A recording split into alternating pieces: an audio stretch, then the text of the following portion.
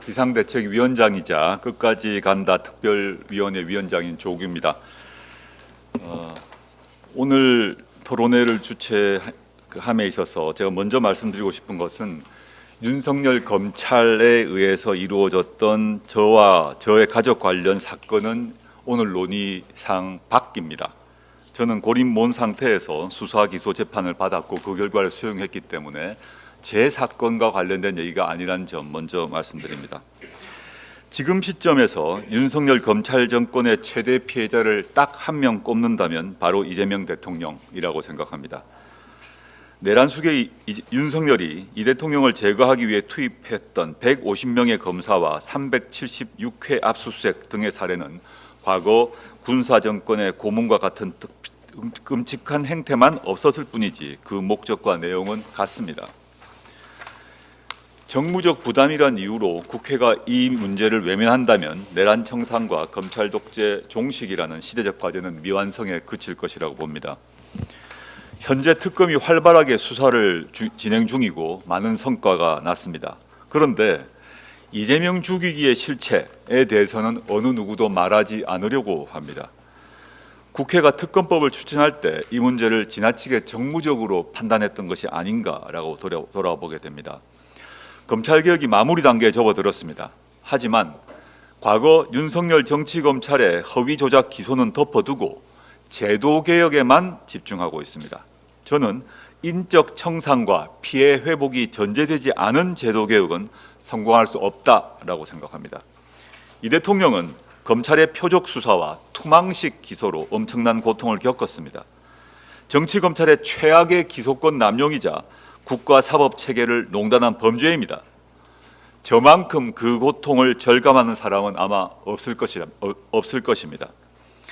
대선 경쟁자였고 야당 대표로 최유력 차기 대권 주자였던 이재명을 죽이기 위한 윤석열 정권의 칼질은 집요하고 잔인했습니다. 국민의힘을 위시한 극우 세력은 검찰과 한몸이 되어 이재명을 저주하고 공격했습니다. 12.3 내란 세력은 이재명을 수거 대상으로 올렸고 내란에 실패하자 대법원은 희대의 판결로 제거를 시도했습니다. 이 모든 과정에 검찰 독재의 폐해와 개혁 방향이 압축적으로 담겨 있습니다. 저는 이재명 정부가 검찰 개혁을 완수하는 첫 정부가 되기를 희망합니다. 또한 검찰 개혁을 국정 과제로 삼는 마지막 정부가 되기를 희망합니다. 따라서 국회는 현재 진행 중인 검찰개혁 입법과 동시에 이재명 죽이기에 대한 진상조사, 인적 청산, 피해 회복 등을 전면적으로 추진해야 합니다. 조국혁신당은 국회에서 가장 먼저 검찰개혁 4법을 발의했습니다. 나아가 대선 직후 윤석열의 검찰총장 및 대통령 재직 시에 벌인 검찰권 오남용에 관한 진상조사 및 피해 회복에 관한 특별법을 발의했습니다. 여전히 진행 중인 검찰권 오남용 사건에 대한 진상조사와 책임자 처벌, 피해 회복 방안까지 포함한 내용입니다. 이 법을 통해 사법적, 정치적 폭력의 실체를 끝까지 밝혀 이 대통령뿐만 아니라 모든 피해자의 명예를 회복하고 검찰권이 다시는 특정 세력의 도구로 남용되지 않도록 실질적 조치를 취해야 합니다. 특히 정책 판단을 직권 남용으로 왜곡하여 기소한 사건. 둘째, 애초에 기소를 결론으로 정해두고 피고인에게 불리한 인적 물적 증거만 기소에 부응하도록 편집한 사건. 셋째, 먼지떨이식 별건 수사를 진행했던 사건. 넷째, 확실한 증거가 없음에도 일단 기소하여 고통을 부과한 사건 등 검찰권 오남용 사례로 정의하고 조사해야 합니다. 그래서 해당 사건이 1심 진행 중이라면 공소 취소를 검토해야 합니다. 더 진행되거나 완료된 사건에 대해서는 공소기각, 특별사면, 재심 등을 고려해야 합니다. 그런 의미에서 이재명 대통령에 대한 일부 사건, 즉 1심 상태에 있는 사건을 말합니다. 이 경우는 재판 중지를 넘어 공소 취소 조치가 이루어져야 합니다. 적법 절차 위배와 증언, 증거 조작 등이 총동원된 정치 수사와 기소, 그에 따른 재판은 정당성을 가질 수 없습니다. 이는 이재명 대통령 개인의 문제가 아닙니다. 내란 청산, 검찰개혁, 국민통합을 위해 반드시 극복해야 할 사회적 과제입니다. 민주당을 비롯한 개혁 야당에 제안합니다.